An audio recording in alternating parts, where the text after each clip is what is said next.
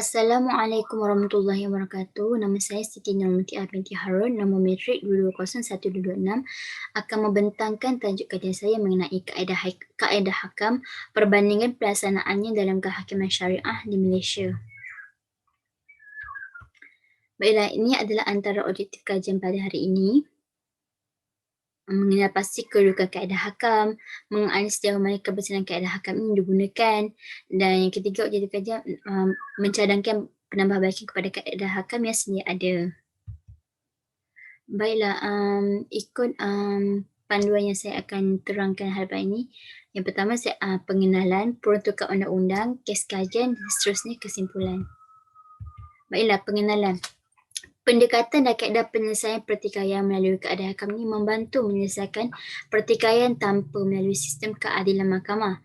Yang kedua, hal ini berteraskan firman Allah Subhanahu Wa Taala yang bermaksud, dan jika kamu khawatirkan ada perserikatan antara keduanya, maka kirimkanlah seorang hakam dari keluarga laki-laki dan seorang hakam dari keluarga perempuan. Jika kedua orang hakam itu bermaksud mengadakan perbaikan, nescaya Allah memberi taufik kepada suami isteri itu.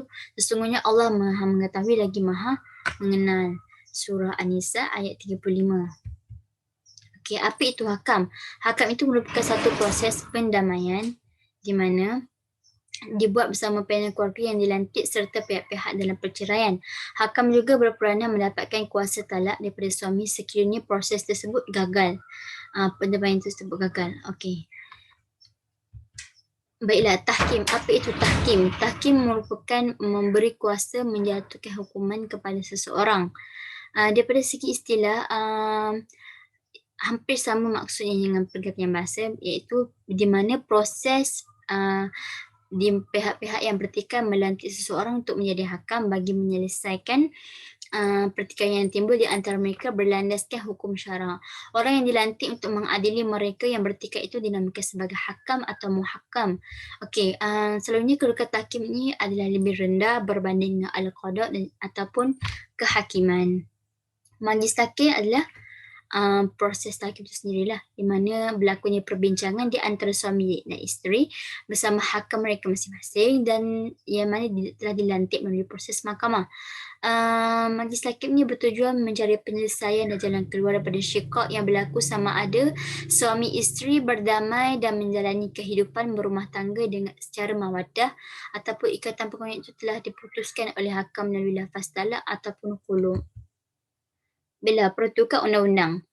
Peruntukan undang-undang yang ada, Seksyen 48 Enactment Undang-Undang Keluarga Islam Selangor 2003, hakam ini terdiri pada kalangan saudara mara terdekat dilantik saudara mara terdekat iaitu 2 penimbang tara hakam ataupun penimbang tara ini kita panggil dalam undang-undang sendiri sebagai sistem arbitration ataupun alternative dispute resolution.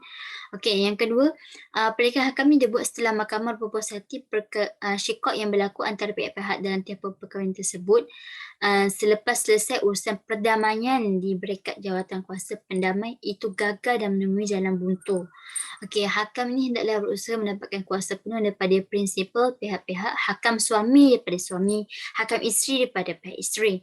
Malah hakam suami boleh diberikan kuasa melafazkan talak bagi pihak suami.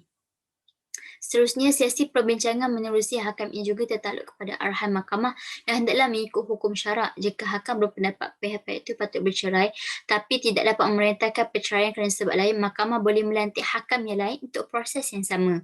Jika hakam dipaksa enggan melafazkan cerai tetapi meminta perceraian tersebut dibuat secara tebus talak, maka jika hakam isteri bersetuju, mahkamah juga boleh mengarahkan perceraian tersebut dibuat secara tebus talak. Kesemua prosedur ini termasuk hakam akan mengambil masa lebih kurang 6 bulan hingga setahun untuk selesai sekiranya pihak-pihak memberikan kerjasama yang baik dan suami hadir ke mahkamah. Baiklah, seterusnya arahan amalan Mahkamah Syariah tahun 2006 yang dikeluarkan oleh Jabatan Kehakiman Syariah Malaysia, di mana kaedah hakam ini boleh digunakan dalam situasi-situasi seperti berikut. Yang pertama, berlakunya perbalahan di antara suami isteri yang timbul sebab nusyusnya isteri, berlaku suami berlaku zalim, berlaku kesamaran siapa yang benar dan siapa yang dusta. Kedua, perbalahan dan tuduh-menuduh yang masing-masing tidak melaksanakan tanggungjawab suami atau isteri. Ketiga, kedua-duanya saling menuduh berkawan dengan perempuan atau lelaki sehingga melewati batas syarak. Seterusnya, tuduh-menuduh berkaitan kelalaian dalam melaksanakan tanggungjawab terhadap anak-anak dalam perkahwinan. Yang kelima, aduan isteri tidak sabit dan ditolak oleh Mahkamah Syariah kerana tiada bukti yang kukuh dan mahkamah mendapati pertikaian sentiasa berlaku. Yang seterusnya, sebarang tindakan yang menyebabkan mudarat terhadap si isteri. Bila negeri yang menggunakan kaedah hakam ini, selalunya semua negeri memperuntukkan kaedah hakam ini, iaitu di mana mereka telah menggunakan seksyen ataupun fasa 48 yang diperuntukkan dalam enakmen keluarga agama Islam, iaitu timbang tara oleh timbang tara, iaitu timbang tara. Timbang tara ni adalah murid kepada hakam itu sendirilah. Kaedah hakam yang secara khusus ni telah dikeluarkan oleh Negeri Selangor yang Negeri Sembilan, iaitu kaedah hakam Negeri Selangor 2014 dan juga kaedah hakam Negeri Sembilan 2017. Bila ini merupakan proses majlis tahkim, iaitu ta'aruf bersama, pembentangan awal pihak-pihak bersama hakam masing-masing, pembentangan pihak-pihak bersama hakam pasangan, pembentangan kedua-dua hakam bersama pihak-pihak, perbincangan oleh kedua-dua hakam, tempoh masa majlis tahkim, penentuan kadar iwat iaitu ganti rugi, dan laporan majlis tahkim. Baiklah, kita akan beralih kepada kes kajian. Kita boleh lihat dalam Faridah binti Ahmad lawan Hairul Najib bin Muhammad Mansur. Kes ini dilaporkan tahun 2017. Okey, di mana plaintiff dalam kes ini telah membuat tuntutan perceraian secara fasah terhadap defendant di bawah Seksyen 53 EUU UKIS Selangor 2003. Menurut plaintiff, defendant gagal dan cuai memberi nafkah kepada dirinya selama tempoh 3 bulan dan sering menganiaya dan menyakiti plaintiff. Dan defendant juga telah dituduh berkawan dengan perempuan jahat atau perempuan dengan keji. Dan juga defendant juga mempunyai sifat yang tidak elok, iaitu sikap yang tidak baik, iaitu suka menagih nada. Seterusnya, plaintiff menghujahkan dia berdaya membuktikan kesnya di mahkamah dan bersedia bersumpah jika dia minta berbuat demikian. Di dalam kes ini, hakim telah memutuskan untuk menolak tuntutan menolak tuntutan plaintiff, di mana hakim telah mensabitkan berlakunya syikap berterusan dan memerintah kes ini rujuk kepada jawatan kuasa hakam. Kat sini kita dapat lihat mahkamah gagal membuat dapatan positif terhadap dakwaan plaintiff kerana keterangannya dan saksi plaintiff itu adik kandungnya terlalu ringkas. Di mana plaintiff dan saksi plaintiff tidak menyentuh langsung mengenai pekerjaan dan pendapatan defendant. Mahkamah membuat kefahaman bahawa defendant mempunyai kerja dan pendapatan yang cukup untuk menampung nafkah plaintiff. Yang kedua, setelah ditampar dan dimarahi oleh defendant, plaintiff membuat laporan polis pada 2 September 2015. Laporan polis itu dikemukakan dalam mahkamah tapi tidak berikan penjelasan yang secukupnya. Dokumen ini boleh dijadikan sebagai sandaran bagi dakwaan lazim menyakiti seperti yang dibuat oleh plaintiff. Mahkamah tidak menerima laporan polis yang dilampirkan semasa pembuktian kes ini. Seterusnya, plaintiff juga gagal membuktikan dakwaan bahawa defendant hidup berhubungan keji menurut pandangan syarak, iaitu mengatakan defendant telah melibatkan diri dalam kegiatan penagihan dadah.